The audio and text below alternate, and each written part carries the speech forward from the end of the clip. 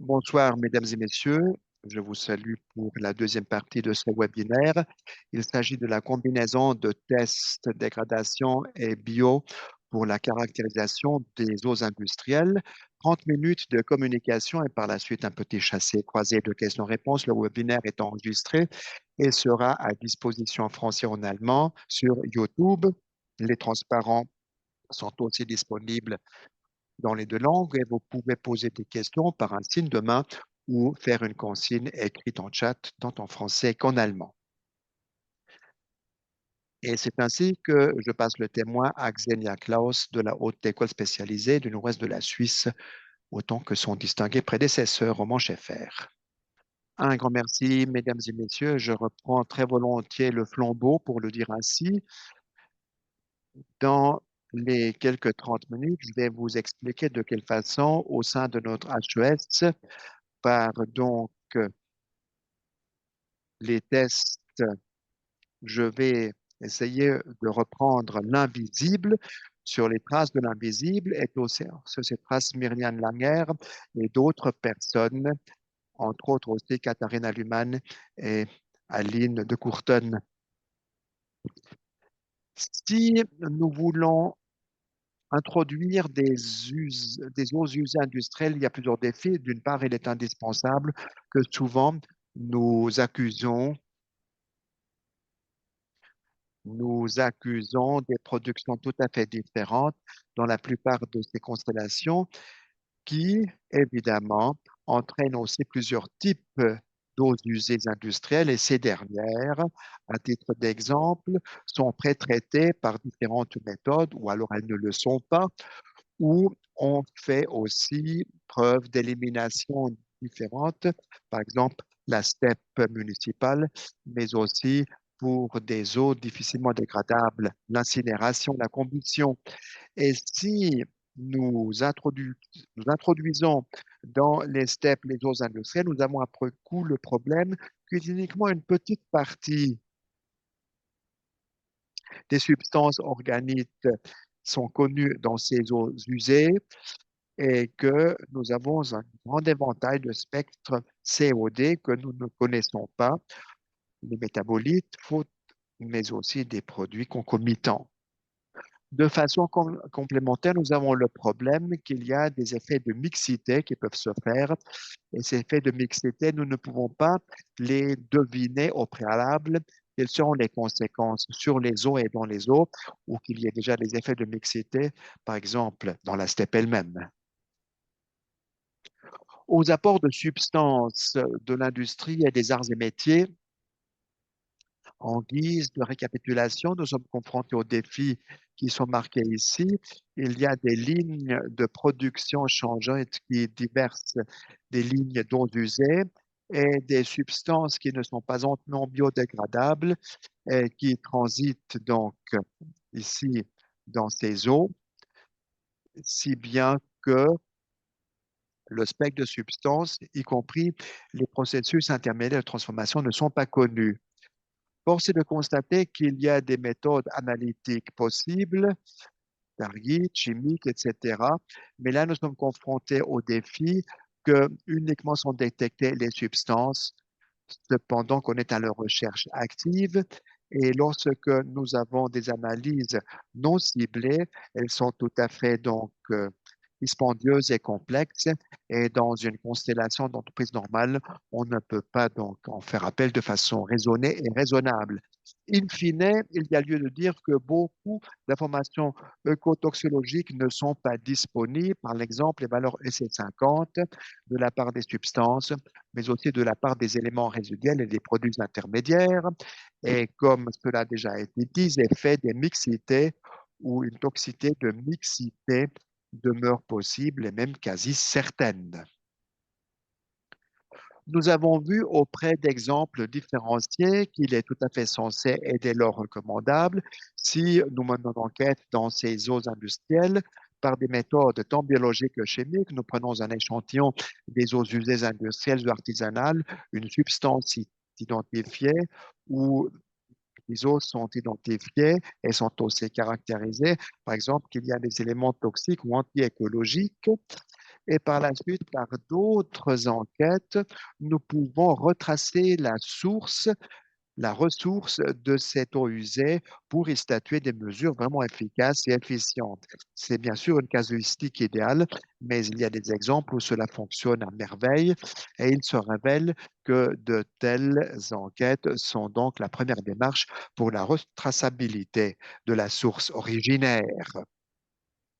Et nous servons de cette opportunité dans la mesure où nous appliquons des méthodes écotoxologiques. L'écotoxologie s'interroge sur des effets d'éléments nocifs sur le contexte ambiant et des biotextes de l'écotoxologie mettent à contribution des cellules ou des organismes entiers pour tester une réaction par rapport à une certaine exposition, une substance ou aussi des eaux usées.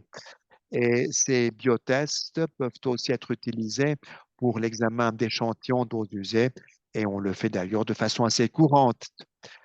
À son tour, cela nous permet que d'une part, nous puissions donc identifier des échantillons très toxiques d'eau usée, A et B, que nous puissions aussi déterminer des effets de substances ou de résidus non connus ou des combinaisons entre ces dernières. J'ai parlé tout à l'heure de toxicité de la mixité.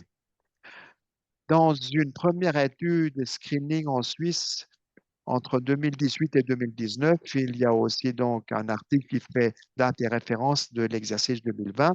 Donc, cette étude de screening a donc estimé la part des choses.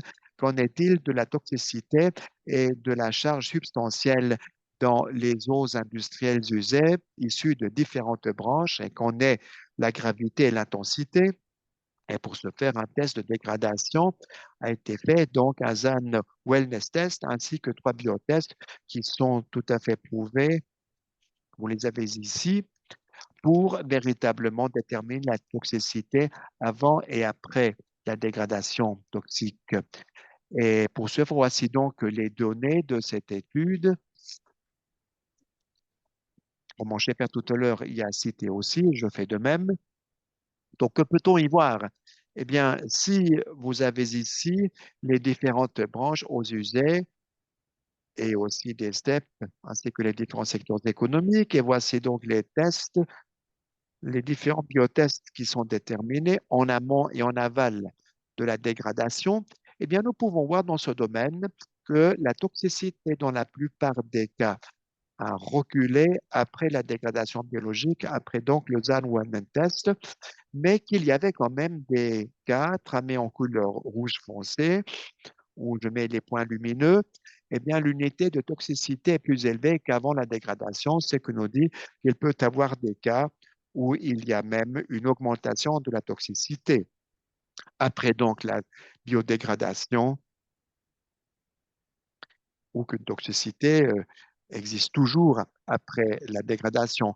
Mais l'étude nous a fourni quelques balises référentielles que cette combinaison de textes de dégradation de biotextes est appropriée pour donc enquêter sur des eaux industrielles usées, parce que nous pouvons simuler ces processus de dégradation dans la steppe et nous pouvons identifier des substances toxiques et non dégradables. Si nous regardons les exigences dans l'ordonnance relative à la protection des eaux, eh bien, nous constatons que l'introduction d'eaux usées issues d'entreprises ou le rejet se fait par le paramètre sommaire COD. Et nous disons ou nous lisons dans cette étude que normalement, il n'y a pas de corrélation qui existe entre l'apparition de CO2 et la toxicité, pas de relation de cause à effet. Donc, dans ce domaine, vous avez la mise en exergue des différentes zones et des différents échantillons. Vous avez ici aussi donc le contenu réfractaire organique qui est au-delà de la dégradation par testage reste encore en catémini peut-être. Et nous constatons que dans les 3 biotests différenciés que nous connaissons, il n'y a jamais aucune toxicité qui aurait été donc déterminée ou il y aurait été encore du COD. Donc, cela n'est pas en corrélation.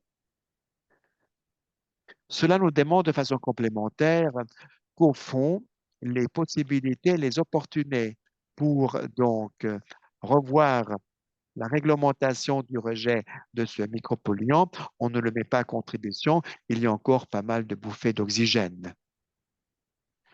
Par la suite, nous avons réalisé une étude synoptique à la Haute École spécialisée du Nord-Est de la Suisse et ces conclusions de l'étude, vous pouvez le lire dans la revue de cette année Aqua et Gaz numéro 4 en 2023.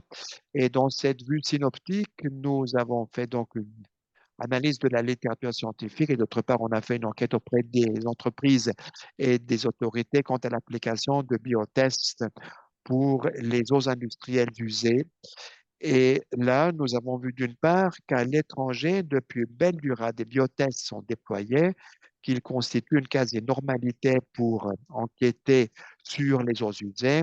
En République fédérale d'Allemagne, cela se fait de façon itérative depuis les années 1990. C'est aussi une exigence du législateur. C'est aussi le cas des États-Unis et du Canada, où les biotests sont une tradition régulière. En Suisse, très peu d'entreprises ne font appel à ces biotests, notamment ce sont les entreprises chimiques et pharmaceutiques, et cela se fait normalement dans des cas d'exception ou dans des campagnes teintées d'une très forte spécificité.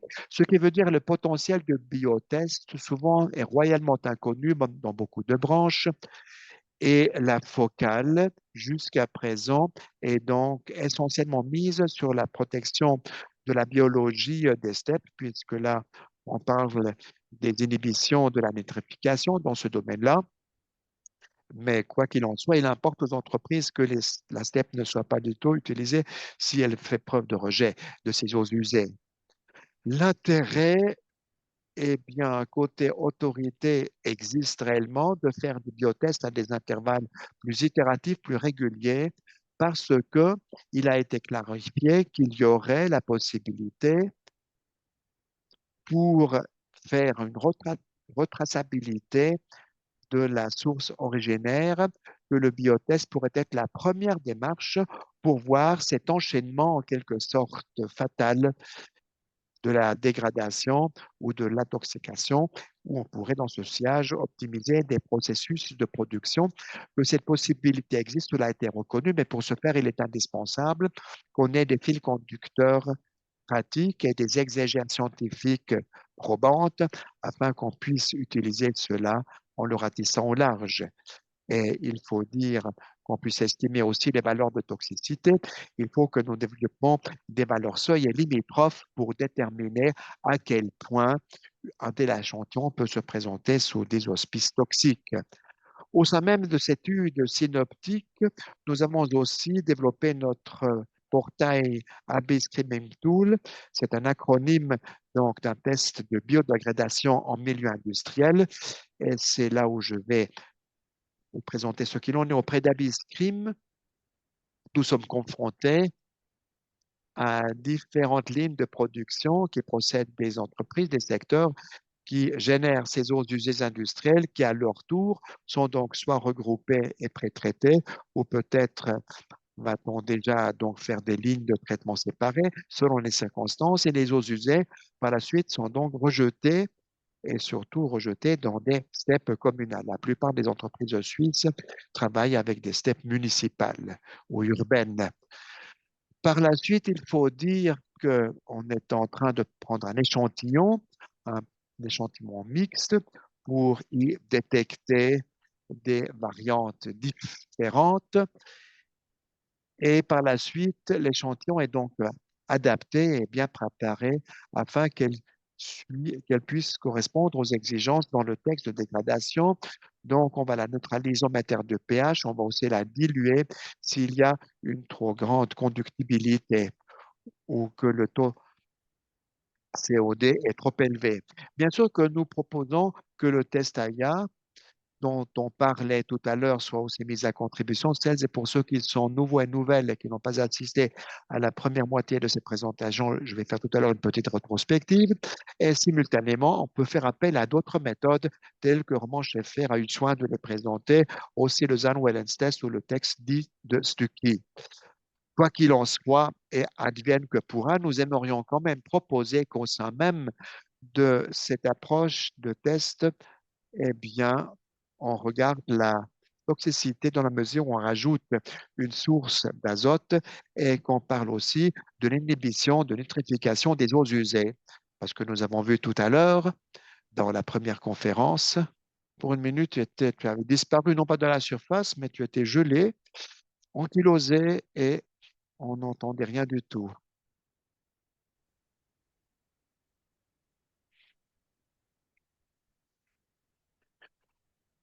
Donc, la toxicité de la steppe est déterminée par l'inhibition nitrificatrice. Donc, on rajoute une source d'azote, on fait preuve d'évaluation, c'est très pratique parce qu'on peut donc le faire simultanément avec l'approche de dégradation pour disposer là d'une information complémentaire qui sera sans doute précieuse et ce qui nous donnera quelques indications s'il est indispensable de faire des enquêtes ou des investigations complémentaires. Dès que nous aurons un échantillon dégradé, ce dernier sera donc une nouvelle fois analysé. Est-ce que les domaines organiciques ont été déterminés? Exige donc notamment le pH et la conductibilité parce que nous avons constaté que les organismes dans ce domaine y réagissent de façon assez forte et nous aimerions à titre général exclure des effets matriciels dans notre contexte ambiant de testage. Dès lors, il est important que nous adaptions ce dispositif avec une certaine rigidité. Et par la suite arriveront donc nos biotests qu'on va déployer. C'est bien que nous proposons à l'heure actuelle et dans les circonstances présentes une batterie de biotests avec plusieurs composantes, à savoir les éléments qui sont ici déterminés. Ce sont des systèmes de testage qui ont fait leurs preuves et qui sont tout à fait bien dans des échantillons natifs qu'on n'a pas besoin de concentrer de façon complémentaire. Et de surcroît, on peut aussi déclencher des sensitivités différentes, respectivement des groupes d'organismes. Donc, c'est une très large couverture de phénomènes. En outre, on aimerait vous recommander un test AIMS qui n'est pas standardisé dans son implantation en Suisse. Nous sommes en train de le faire. Cela présente sous de bons auspices, mais le test AIMS nous permet d'évaluation donc la mutagénité, ce qui est un important critère. Et par la suite, il est possible aussi que la batterie du testage en matière de besoins, ou si donc nous sommes confrontés à des données complémentaires, eh bien que nous puissions voir si des branches différentes ont des tests bio séparés, qu'on pourrait donc compléter la panoplie du guerrier pour l'appeler ainsi. Dans une dernière démarche, ou dans une autre démarche, dans un deuxième niveau plutôt, il sera donc possible qu'en matière d'une toxicité, dans cette direction du point lumineux, nous nous penchons sur des lignes de production, qu'on puisse donc analyser les doses industrielles dans les différentes lignes et avec la même procédure, biotest et test de dégradation, estimer la question de savoir si la toxicité peut être retracée jusqu'à l'origine du malheur, c'est-à-dire la source. Abiscrim, mesdames et messieurs, a été attitré que de façon protéiforme, assujetti à un bon testage de prime abord. Nous avons les enquêtes qui ont été faites dans l'article Abiscrim dans la revue Aqua et Gaz, qui fait d'interréférence depuis avril 2023. Et là, nous avons plus des échantillons d'eaux usées, surtout dans le domaine de la branche pharmaceutique, chimique et d'élimination. Et nous avons aussi pu comparer ces différentes tests de dégradation, Zarmens, mais aussi le nouveau Testaya. Et tout cela a été mis à contribution pour réaliser des optimisations différentes et pour développer le portail dans son intégralité. Et pour celles et ceux qui n'ont pas assisté à la première partie de ce webinaire, une petite introduction, pour les autres, un récapitulatif pour ces deux tests de dégradation. Donc, le test ZAN-Wellens dure presque un mois, donc 28 jours, c'est assez considérable. Et là, il n'y a que très peu de bouées activité qui seraient donc rajoutées pour estimer le pas d'adaptation temporelle de la boue. C'est d'ailleurs l'avantage du ZAN-WLS. L'inconvénient étant eh bien, que la corrélation entre les yeux usés Et le rapport des substrats n'est pas typique de la steppe, ce n'est pas un décalque de la réalité. Et nous avons le problème complémentaire ou supplémentaire que nous avons cette longue durée du testage. En contrepartie, dans le test AYA, qui a été développé par notre haute école du nord-ouest de la Suisse, la durée du testage est très courte, de 3 à 7 jours au grand maximum. Il y a davantage de bouts activés qui sont donc mis à contribution et c'est ainsi, nous avons aussi une corrélation meilleure, plus réaliste de substrat et de biomasse. Et dans ce domaine, l'avantage étant aussi que là, de façon, enfin, dans un délai très bref, nous avons des résultats probants à se mettre sous la dent, si vous me passez l'expression. Mais nous n'avons pas cette adaptation, on ne peut pas donc l'évaluer dans Zaya, mais étant donné qu'on utilise dans un biscrime donc cette souche donc des steps qui sont utilisés dans les différentes entreprises et cela nous pouvons faire une concession dans la mesure où nous n'avons pas intégré là ces démarques d'adaptation. En guise de récapitulation, nous proposons le test AYA parce qu'il constitue donc un décalque réaliste quant à la dégradabilité des eaux dans la steppe précise et non pas dans une généralité relativement nébuleuse. Si nous passons au résultat,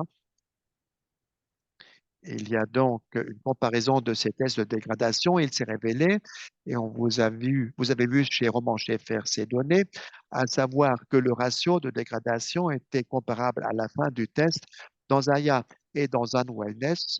Ici, en gris clair, c'est ZAN, W, et en gris foncé, c'est Aya. Et voici les échantillons testés. Nous pouvons voir que les 85% prescrits de dégradation COD d'après l'ordonnance de la protection des eaux est atteinte. Ceux qui ne l'auraient pas atteint ou pas atteint tout à fait, eh bien, en partie, c'était des eaux usées qui, de façon très consciente, étaient très mal dégradables afin qu'on puisse tester le scénario de catastrophisme. Nous voulions faire cela dans une livraison en provenance d'entreprise, donc c'était des échantillons mal dégradables. À titre général, cela vous l'avez déjà vu, donc le test AYA atteint une dégradation au COD constant plus rapide dans la quasi-totalité de cas, à la seule exception, à savoir si on n'utilise pas donc la souche adaptée, si on ne connaît pas donc en quelque sorte cette charge municipale ou communale, eh bien, il s'est révélé que la dégradation était tout à fait similaire. Nous passons au biotest à l'heure actuelle. Je l'avais déjà démontré tout à l'heure. À savoir, il n'y a pas de corrélation entre la quote-part des résidus dans un échantillon d'obédience organique, donc la ROC, et les unités de toxicité. Les unités de toxicité, c'est une unité, plutôt une entité qui donc mesure la toxicité et dans ce domaine fait foi donc le constat plus grand est cette unité, plus élevée, plus grande est la toxicité, relation de cause à effet.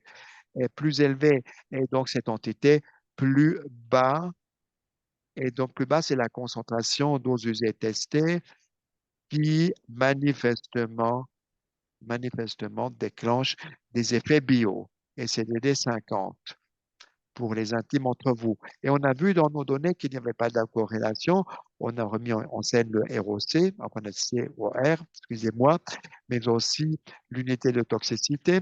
Et nous pouvons voir qu'auprès de testages différents, il n'y a aucune corrélation qui serait donc randomisable. La dégradation par testage, ce n'est pas tout, bien que ce soit déjà pas si mal, mais il convient aussi de se focaliser sur les données. Et voici donc une petite présentation comparative. Pas besoin de tout apprendre par corps, je vais insister sur certaines valeurs, mais vous avez ici les résultats concrets, les données que nous avons mesurées. Nous avons toujours aussi déterminé les pas de dilution qui étaient indispensables pour pouvoir réaliser ces tests différents avec les bactéries, les algues et le daphnine. Et là, vous avez donc pour les textes des eaux ces trois catégories que j'ai évoquées tout à l'heure. Et force est de constater que nous avons pu voir que les valeurs de toxicité étaient très élevées si la si il y avait donc une inhibition de toxicité qui ont été mesurées. Cette valeur de toxicité de 7519 proxédionites correspond à une concentration dose usée de 0,08% qui, manifestement, à titre de 50%, a donc aussi les DAFNI. Mais si nous regardons ce chiffre, cela correspond donc à une concentration extrêmement basse, 0,008 ou 81, et là 0,081%, où donc il y a une très forte inhibition qui s'est faite dans l'effet lumineux. Une unité toxique de 200 est toujours très élevée, mais ce sont seulement 0,5% des dégradés. Pour mémoire, c'est toujours l'échantillon dégradé qui est mis à contribution. Cela signifiera pour donc inhiber les algues. Et cette valeur démontre par exemple qu'au fond, dans toutes les concentrations testées, les daphnies ont dépéri. En vrac, pour ce qui est de la dilution des diluants, il est indispensable et important que les échantillons d'usée soient fortement dilués. On les dilue déjà dans le test de dégradation pour correspondre aux exigences. Aussi, dans les biotests en partie, vous avez donc d'importantes dilutions qui sont indispensables. On n'éludera pas cet écueil si nous voulons éviter ces effets matriciels. La dilution, à vrai dire, en fonction de d'éléments de tolérance que nous avons déterminés est fait en fonction de cela, voulais-je dire. Là, on voit que notre la conductibilité et le taux pH sont importants. Pour le pH, il faut dire, eh bien que dans la plupart des cas, cela correspond, pardon, aux exigences de l'ordonnance sur la protection des eaux. En matière de la conductibilité, nous devons faire une forte dilution afin que le NAFNI et que les algues n'en soient pas en quelque sorte altérées en diluant afin que nous puissions éviter les célèbres effets matriciels. Si nous regardons nos résultats en matière de biotest, et voici donc les mêmes données que nous avons vues tout à l'heure, mais cette fois-ci dans une meilleure agrégation, vous avez toujours une entité, une catégorie d'unités de toxicité à travers ces différentes classes, telles qu'on les a répertoriées. Vous avez aussi les différents biotests qui sont marqués, et il se révèle que fort heureusement, dans la plupart de ces échantillons testés, il n'y a pas uniquement très peu d'effets mesurables qu'on a relevés, mais qu'il existe quand même des échantillons qui sont fortement toxiques et ce sont précisément les cas de figure qui sont chez nous dans la focale. Non pas les valeurs limitrophes, mais vraiment les échantillons fortement toxiques. Et cela nous a démontré aussi que les biotests réagissent de façon très différente dans leur sensitivité. C'est pourquoi il est tout à fait censé eh bien, de mettre en contribution une batterie de tests. Ce ne sont pas toujours les mêmes biotests qui ont affiché un résultat, mais c'était tout à fait différent, ce qui démontre le caractère tout aussi indispensable qu'impératif de la batterie de tests. En guise de récapitulation, la plupart des échantillons ont été peu ou pas de toxicité, mais dès qu'on mesurait les effets, ils étaient très élevés, donc notamment allant au-delà de 200 unités toxiques. Et malgré donc la forte dilution, cette toxicité existait, on a donc cet élément dilutoire, mais si nous avons toujours de tels effets, cela nous démontre donc aussi et avec clarté que nous devrions regarder de plus près ce qui se fait dans ce bassin chimique. Nous avons déjà vu qu'il n'y a pas de corrélation entre donc l'unité de la toxicologie et le ROC ou l'OCR. Le paramètre sommaire n'est pas vraiment évocateur quant à la toxicité d'un échantillon. Et comme je l'avais déjà dit, l'importance d'une batterie de tests bio est confirmée. Il y a différentes sensibilités et différents organismes qui sont aussi couverts. Mais afin de pouvoir faire la part des choses dans les résultats et dans leur analyse, on a besoin de valeurs limitrophes et pour ce faire, on a besoin d'une base évocatrice de données, comme l'a démontré la vue synoptique ou l'étude synoptique. On a très peu de données randomisées qui existent en Suisse, en l'occurrence, et en la matière. Voilà la charrue à laquelle on s'attelle à l'heure actuelle. On a marqué le coup d'envoi en mois de mars. Et jusqu'en 2026, nous allons donc nous occuper au niveau national d'une enquête ratée sur large de différentes eaux usées industrielles avec Abistream toujours. Grosso modo, nous sommes financés par l'Office fédéral de l'environnement, l'OFEV, mais aussi différents cantons nous soutiennent, canton d'Argovie, Bâle-Campagne, Genève, Vaud et Zurich. Et aussi, nous mettons notre propre contribution financière comme haute école spécialisée et nous sommes soutenus par la plateforme DESA. Merci à Rebecca et à Fabienne. C'est tout à fait précieux et utile. Et dans ce domaine, il s'agit que l'état actuel de la technique du rinçage et des steps, qu'on fasse donc un palmarès général qui puisse nous valoir une vaste base de données. De cette vaste base de données, nous aimerions inférer des valeurs limitatives de toxicité et autant que faire se peut, toujours sur une base randomisée, de faire donc un cadastre de la toxicité pour aussi évoquer cette importante retraçabilité de l'origine de la pollution et de sa source donc. À l'heure actuelle, je ne peux pas vous démontrer des données parce qu'elles ne sont pas encore randomisées ni destinées à la ouvrage public, mais nous avons 30 échantillons de 2 cantons qu'on a complètement examinés. Nous avons 30 entreprises et 7 branches qui étaient participantes et ils se pluralisent de plus en plus. Donc, j'espère qu'auprès de la prochaine présentation, du prochain webinaire, j'aurai la possibilité de brasser dans une base de données bien plus rondissimée que c'est le cas à l'heure actuelle. Et voici donc mes messages à retenir. Nous nous attendons à l'avenir davantage de conflictualité dans le sillage de nos cours d'eau. Dès lors, il est indispensable que des substances organiques de l'industrie soient davantage prises en considération parce que cela n'est pas encore, nous semble-t-il, le cas de la législation. Il y aurait donc une lacune à combler. Et dans ce domaine, il est important que ces introductions d'éléments substantiels, on le réduise à la source. Et pour ce faire, on a besoin d'avoir davantage de données qui nous dit donc l'état de la technologie ABSCRIM et donc un portail utile et complémentaire, peut-être même ancillaire, pour donc caractériser des cours d'eau inconnus. Et cela peut constituer donc la première démarche pour la retraçabilité vers la source, afin qu'on puisse évidemment identifier des substances toxiques et dangereuses dans leur totalité.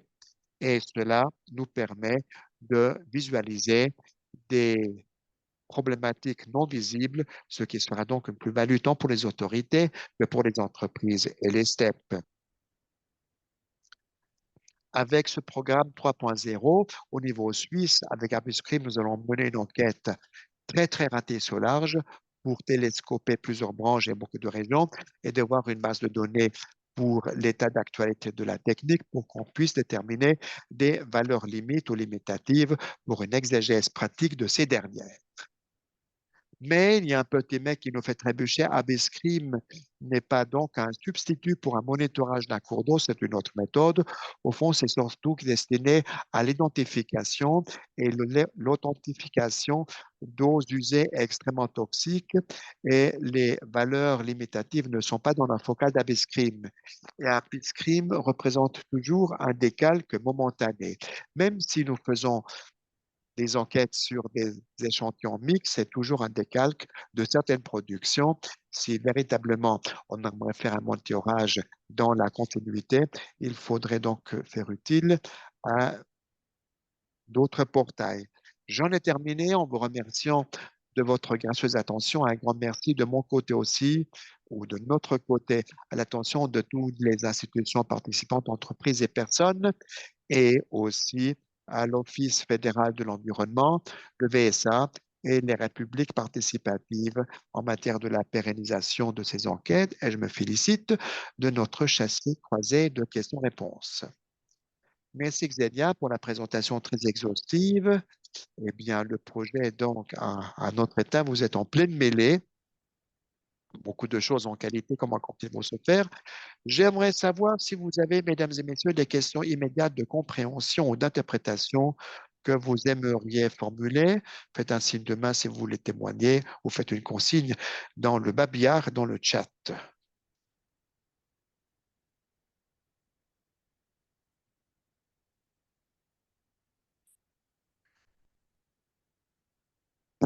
peut-on bénéficier des expériences qu'on a faites en Allemagne? En Allemagne, il faut qu'il y ait une grande base de données, dit un de nos interlocuteurs. Merci pour la question. C'est le cas. Les Allemands sont assez progressifs et progressistes. Ils ont une bonne base de données, mais nous avons là une autre procédure. On ne fait pas de test de dégradation. L'ordonnance de la dégradation pour les eaux usées fait foi en Allemagne pour les entreprises qui font preuve d'une introduction directe, un rejet direct, qui ont donc leur propre step et après coup, on est en train donc d'appliquer ces différents tests bio. Ce que veut dire, il y a une base de données de biotests dans les eaux dégradées, mais pas dans une combinaison. Par ailleurs, la procédure de la correction du sel telle que nous le prévoyons, à savoir que le test bio pour le test bio, eh bien, nous diluons donc l'échantillon de l'eau usée, c'est autrement en Allemagne. Après coup, on calcule un facteur de plus, donc les comparaisons ne sont que possibles de façon fort limitée. Autre petite indication, les données, enfin les injonctions dans l'ordonnance relative pour les eaux usées, eh bien, reflètent l'état de la technologie des années 1990.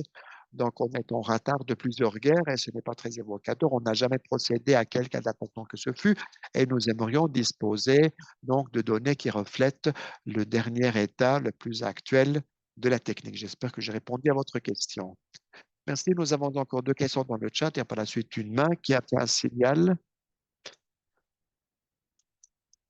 Y a-t-il une explication pour la toxicité plus élevée après la dégradation biologique? La question a été posée en français. Non, à vrai dire. Voulez-vous que je représente le cliché? Ce sera peut-être plus clair. C'est pas nécessaire. Eh bien, cela découle de la première étude de screening. Nous-mêmes ne possédons pas ces données, nous ne les avons pas non plus perçues. Donc, je ne sais pas si cela a été retracé ou pas. Mais à ce que je sache, il n'y a pas d'explication qui expliquerait ce phénomène que vous évoquez, mais il est possible que dans le processus de dégradation des choses se soient produites. Myriam, peux-tu peux fournir une réponse?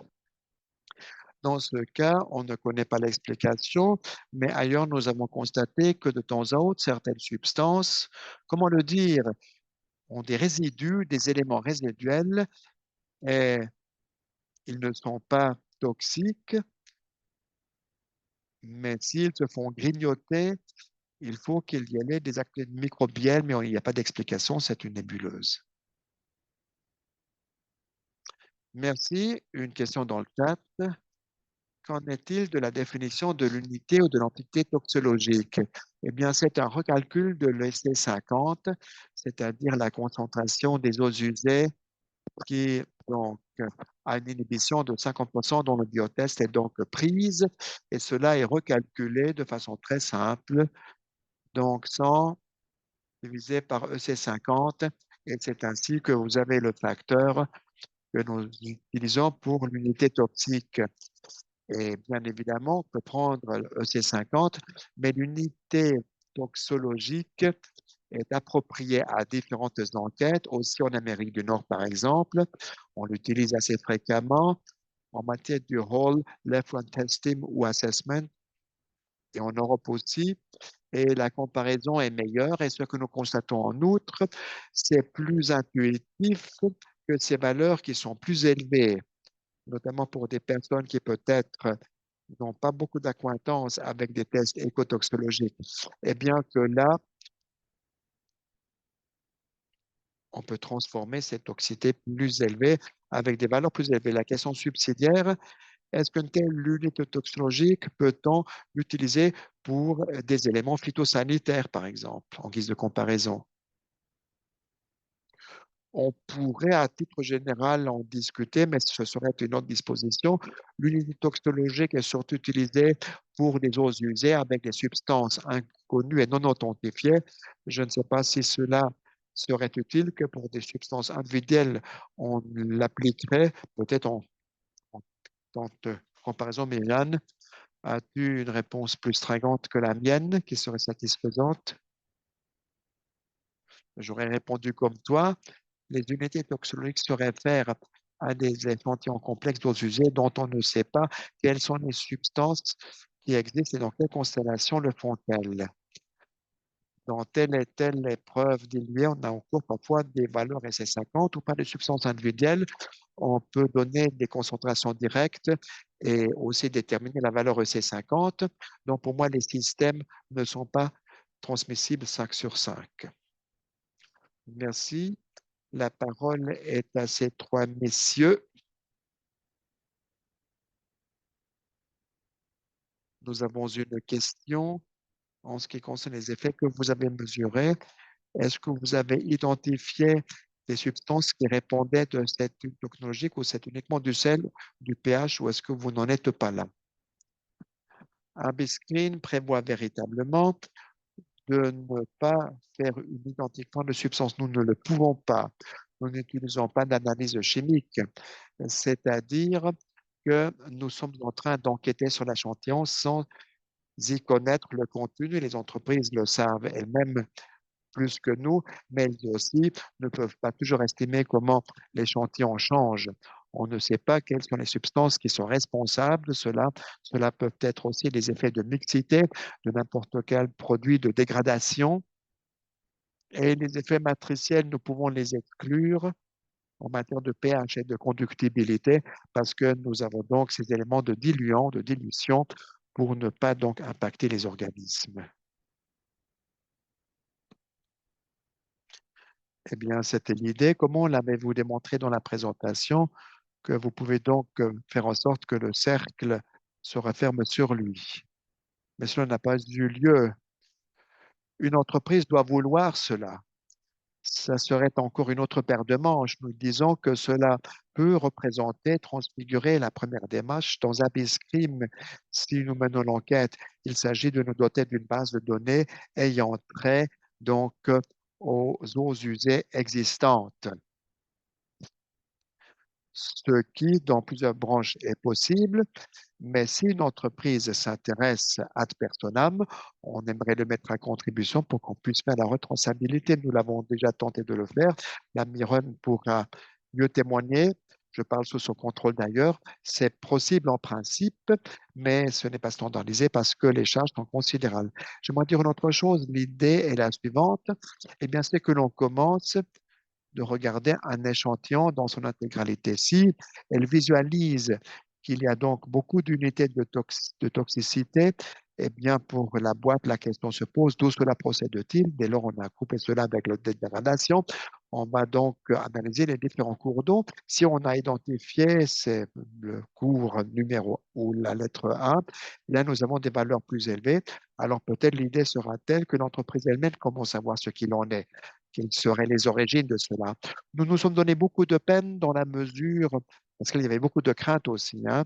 On pourrait donc enfreindre le secret fonctionnel, eh bien qu'en domaine de l'identification, nous ne nous y ingérons pas, nous voulons uniquement visualiser l'invisible, si tout va bien, ou s'il y avait des toxicités qui étaient donc mesurées, c'est tout.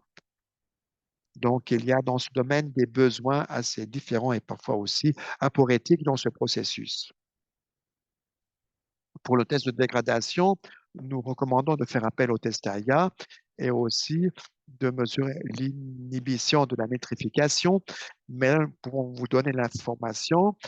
C'est donc inhibitoire pour la nitrification ou pas, mais la procédure que M. Schaeffer a présentée tout à l'heure avec plusieurs diluants, cela, on ne peut pas le garantir dans un BISCRIM, ni nous ne voulons le faire, hein, et ce n'est pas notre expertise non plus. Donc, ni ne voulons, ni ne pouvons. Mais nous pouvons quand même, en une seule unique démarche, estimer la part des choses. Donc, y a-t-il, après la dégradation, des substances résiduelles dans un échantillon qui seraient donc fortement toxiques pour les organismes de la steppe et de tous les cours d'eau? Une question sur Addis Text. Est-ce que c'est un protocole, un procès-verbal qui est donc perçu, tout un chacun peut le faire, ou cela est-il vendu commercialement par une entreprise? Quels sont les chenaux de distribution? Tout un chacun peut-il l'appliquer? Nous avons uniquement pris des portails qui existaient pour les regrouper.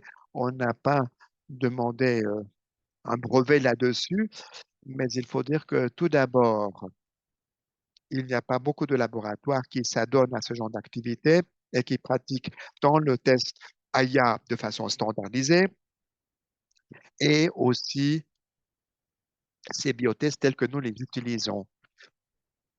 Donc, rares sont les labos qui, en tout cas en Suisse, ils font appel, cette petite douzaine, peut-être demi-douzaine, mais nous ne voulons pas le faire à la haute école spécialisée. On aimerait le faire comme prestataire dans les entreprises directement in situ. Je compléterai comme suit la plupart des choses que nous offrons. Il y a des lignes directrices qui sont disponibles. La combinaison, nous avons fait la description, vous pouvez recevoir les lignes directrices et c'est très bien si vous si vous y faites appel.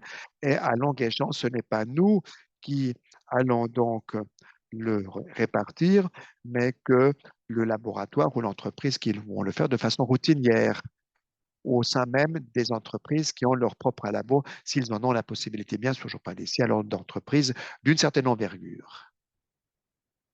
Il y avait une question du chat.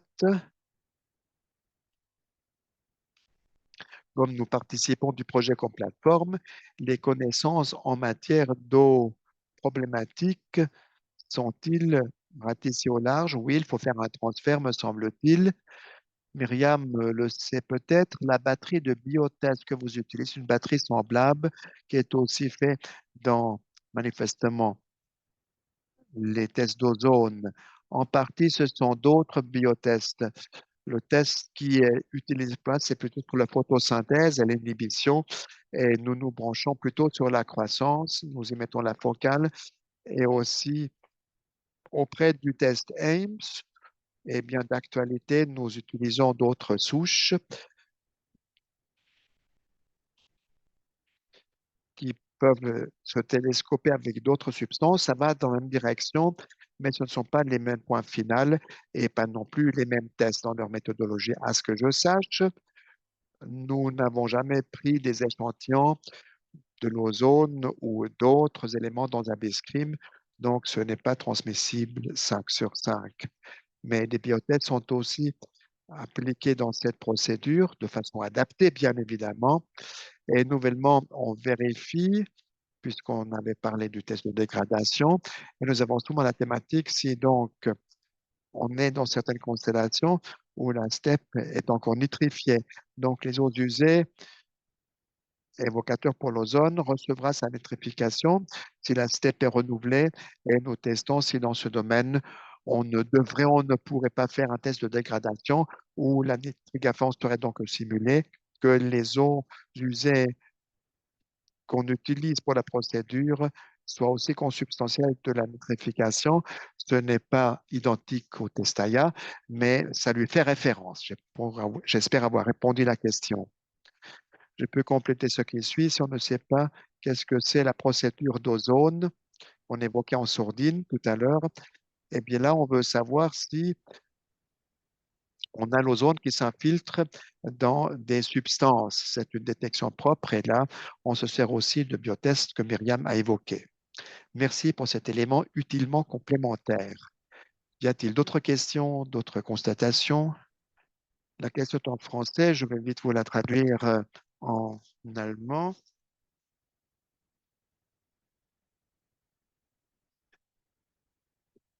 Quelle typologie d'industrie ou de secteur ou de site industriel où il y a plusieurs entreprises allez-vous privilégier dans vos enquêtes et dans vos analyses?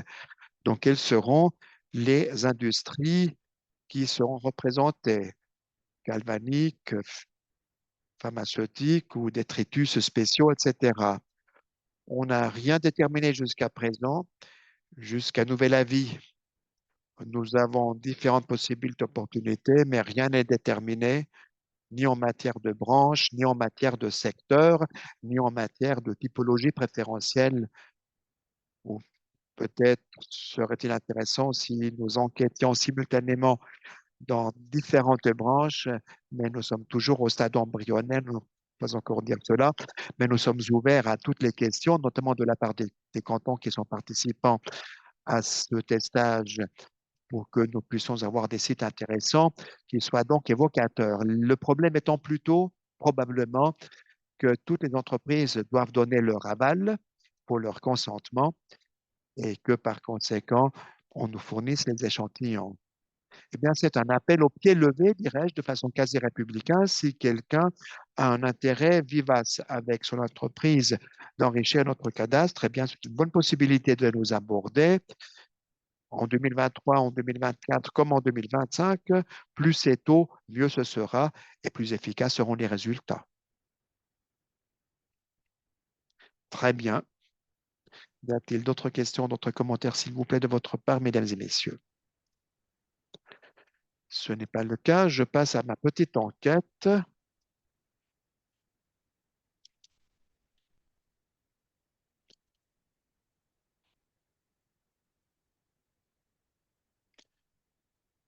J'ai publié dans le chat le lien qui vous permet de vous mener vers l'enquête et j'aimerais votre estimation distinguée publique si eh bien, le Abescrime a du potentiel, serait-ce utile, complémentaire, ancillaire par rapport à d'autres tests et d'autres analyses dans le cadre des eaux usées industrielles.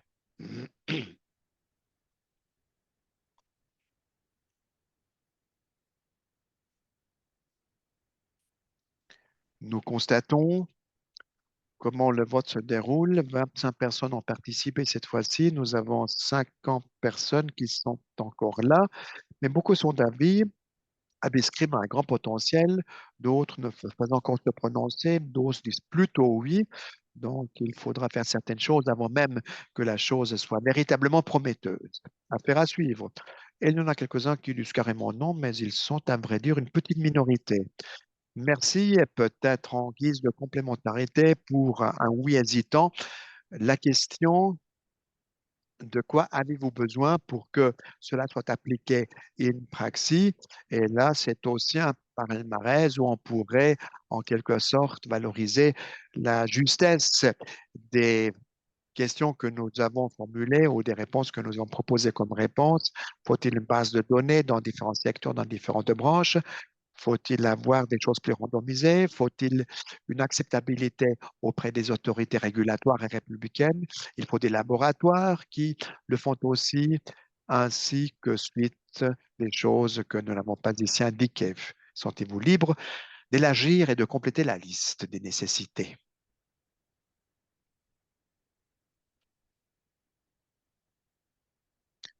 Nous constatons, mesdames et messieurs, il faut pléthore de choses. Cela ne s'invente pas. Et il faut des aides d'interprétation avec des valeurs limitatives, des instruments clairs, des expériences, échanges avec les autorités, les laboratoires. Donc voilà, je pense que tout cela est important, tout cela est pragmatique. C'est bien pour notre équipe qui va s'en inspirer, pour la pérennisation de ces travaux. Il y a aussi d'autres choses, d'autres besoins. Peut-être que quelqu'un veut-il encore se prononcer là-dessus, puisqu'on peut aussi donner quelques injonctions intimées aux équipiers quelque chose qu'ils pourraient aussi réaliser dans leurs activités scientifiques et de chercheuses et chercheurs. Merci en tout cas pour votre participation aux enquêtes et à ce webinaire. Vous voulez pas? Eh bien, je dis un grand merci à vous toutes et tous. Merci d'être venus. Merci d'être restés aussi. Merci à nos intervenantes et intervenants. Merci pour la communication. Merci à vos questions. Merci pour votre bonne discussion et nous vous souhaitons une excellente soirée. Prenez soin de vous. La séance, quant à elle, est close.